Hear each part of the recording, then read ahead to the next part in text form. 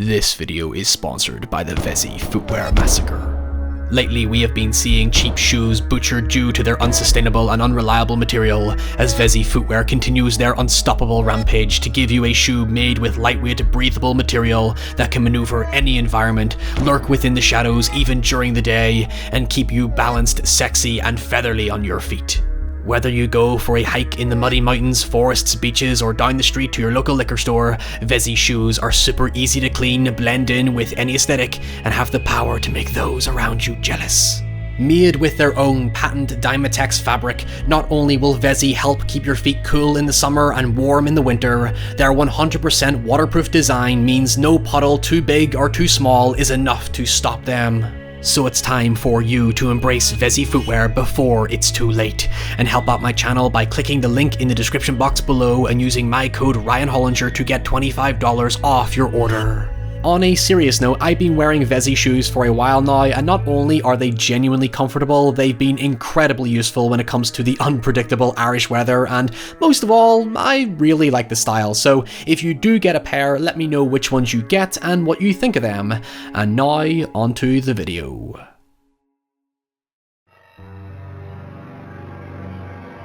Tobe Hooper's 1974 slasher classic, The Texas Chainsaw Massacre, is one of the most groundbreaking and influential horror movies ever produced. It was a simple, subtle, yet palpably provocative plunge into America's dying, decayed wilderness, where a group of careless, free-spirited friends stumble upon the home of a grotesque family of cannibals known as the Sawyers, where an even more harrowing, domineering danger known as Leatherface butchers each of them one by one. When I originally covered it back in 2017, I explored how it both cemented and subverted horror tropes and iconography by showing us how danger doesn't just stick to a nighttime schedule, and playing heavily into our imagination by not showing us much of the grisly violence we've become so desensitized to seeing. While it wasn't the first of its time to demonstrate raw, gritty realism or intellectualize the genre beyond merely being scary with its political and somewhat darkly satirical undertones, the film's breakout mainstream success completely changed common audiences' perception on the genre, as it was one of the first real examples of horror that was left untouched and unsanitized by typical Western standards, even if the intent of not showing the violence was to increase its distribution potential. However, almost 30 years later, it inevitably received the remake treatment under Michael Bay's newly founded Platinum Dunes, a sort of pre-Blumhouse production company that specializes in low-budget filmmaking that, up until 2010, was responsible for remaking several horror classics during the significant boom in 21st century Hollywood remakes. As expected, despite being a significant commercial success, 2003's The Texas Chainsaw Massacre was not well received by critics in its time, with many criticizing its shift towards brash, gratuitous on-screen violence and unnecessary and sometimes bewildering changes and additions that ultimately became emblematic of most Hollywood remakes. But the one highlight most people agree on was that the remake benefited greatly from using the original film's cinematographer Daniel Pearl to recapture the humid, nauseating, and broodingly eerie atmosphere of Hooper's classic.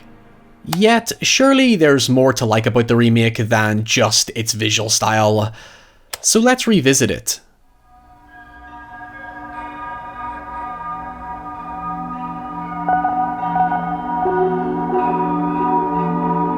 As I always say, the early 2000s was a much more jaded and cynical time for horror, as it was going through an identity crisis with remakes and derivatives dominating the Western market, while J-horror proved to be one of the only true genuine highlights, hence how it was quickly targeted for remakes.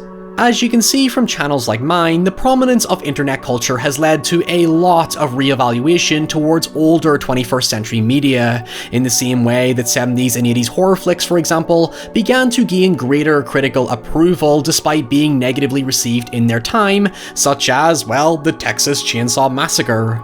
But the remake is one of those films that has always been considerably tricky for me, because for every great idea or sequence it has, it does things that I can't help but compare to the original, as much as I desperately want to treat it as its own thing.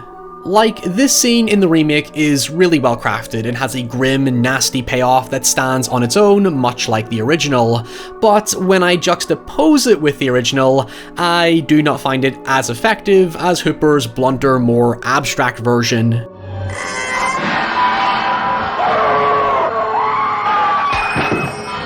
Now, while I do think the original is a superior film based on everything I said in my original video, I do acknowledge that it isn't strictly fair to view the remake in the same lens, because it's adapted to sensibilities that are far different than when the original film first came out. Before 2010 saw another cultural shift in the genre, 21st century horror was remarkably unsubtle for the most part, and I think for most films it worked surprisingly well due to the reducing attention span of younger audiences who were becoming increasingly demanding and distracted by the growing instantaneousness of technology. In the new digital millennium, nobody really had time for a slow burn semi-experimental horror movie with little visual payoff. Hype and flashiness were in vogue to stop us young whippersnappers from looking back down at our Nokia 3310s. The point is, like the 2018 Halloween reboot, the goal of the Texas Chainsaw Massacre remake was to capture the same mood and feel of the original by applying the necessary provocativeness that was getting harder to achieve with the growing sophistication of audiences. The remake straddles a line between being effectively and ineffectively faithful. In other words, I appreciate its attempts to stick close to the original as well as deviate in its own interesting ways, but then I find myself frustrated when it tries just a little too hard to adapt sequences where subtlety is much more powerful. For example, during our first encounter with Leatherface, both versions are effectively well handled, but comparatively, I still prefer the original. In that version, there is no build up to the encounter. Leatherface literally just appears out of nowhere without any prior presence, and quickly strikes our protagonist violently with a hammer without any dramatic music or sound cues. It's meant to feel sudden, like a real, unprovoked attack, and make Leatherface's future appearances constantly unpredictable, thus keeping you on edge, resulting in scenes like the one I showed you earlier. In the remake, there's a standard conventional build-up as we see Leatherface quickly walk past the frame, as characters are separated just long enough to make it easy to decipher who is going to get attacked. But regardless, it is still abrupt and punishing, especially when the first main character to die is framed as one of the romantic leads, making his death feel more unexpected. However, it leads to what I think is the most striking aspect of the remake. The deaths feel relatively more substantial because it aims to make the events feel just as tragic as they are shocking and barbaric. The original is played out very inconsequentially. It has a deliberately fluctuating pace to give it less of a traditional narrative structure, and feel more like a realistic series of documented events that happen organically without a clear protagonist until the climax.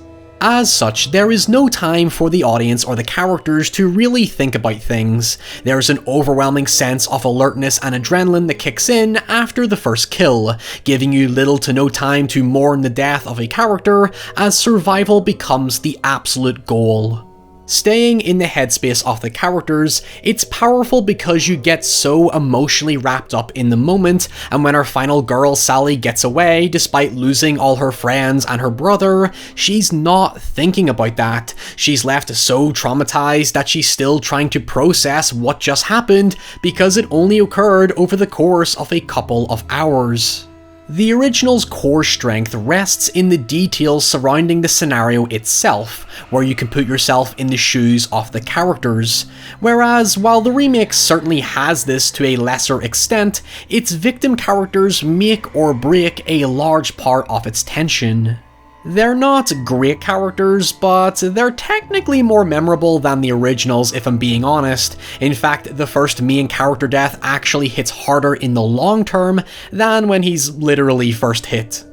Kemper is the boyfriend to the eventual final girl, Erin. By the way, they changed the character names because that was just a thing that remakes did for some reason. But after his death, we learn that he was planning on proposing to Erin unbeknownst to her, making this later reveal where Leatherface is wearing Kemper's face tragically harrowing on a whole other level.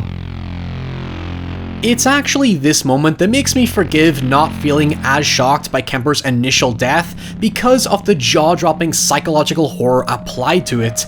It's brutal in a cerebral way because Erin and Kemper's last interaction wasn't on the best of terms, making this all kinda heartbreaking, especially with the addition of the feathers and slow motion that frames it like some sort of weird, twisted, whimsical dream.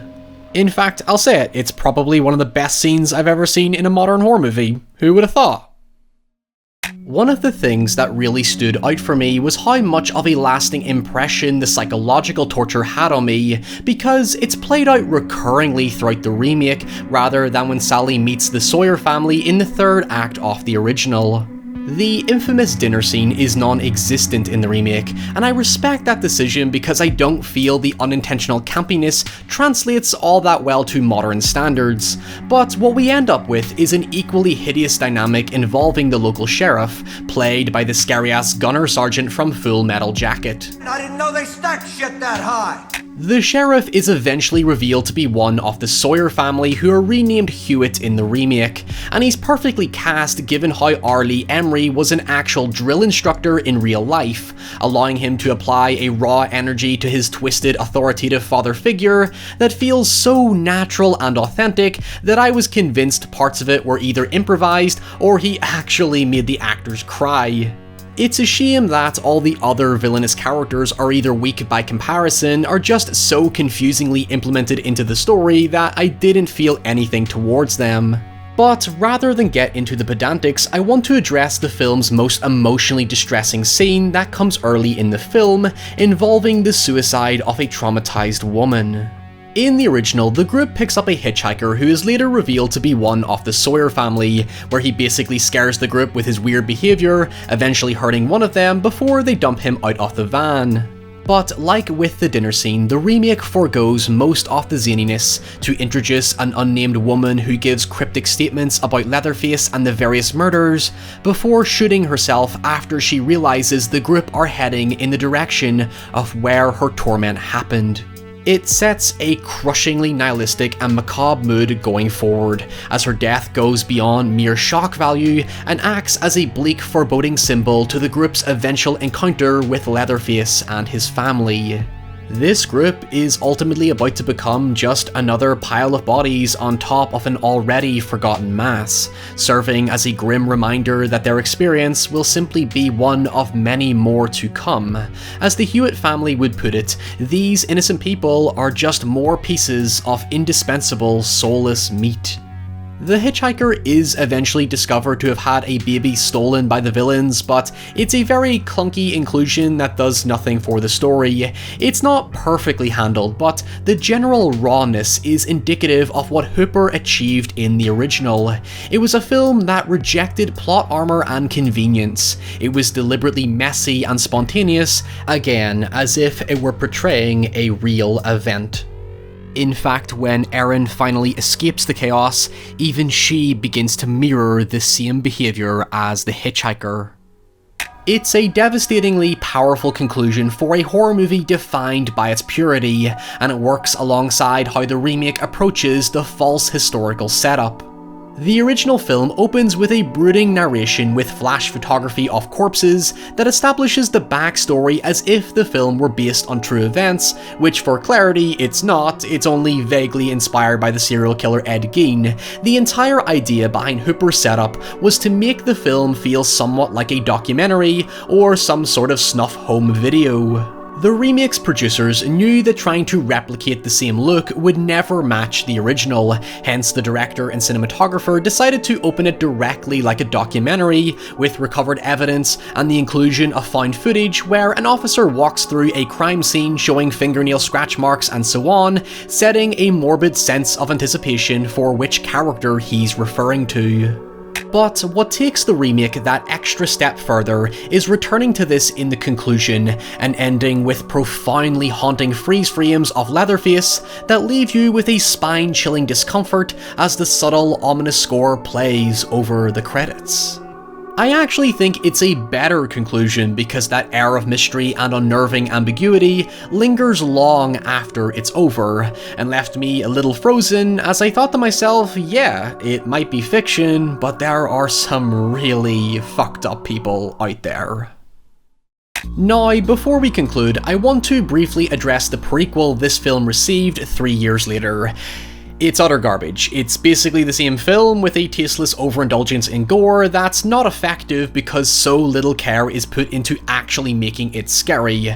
Look, there's a difference between being mean-spirited and making a point of it, and being mean-spirited just for the sake of it. It might look easy, but there's a tremendous amount of thought and nuance put into finding the right balance and making sense of why it's needed.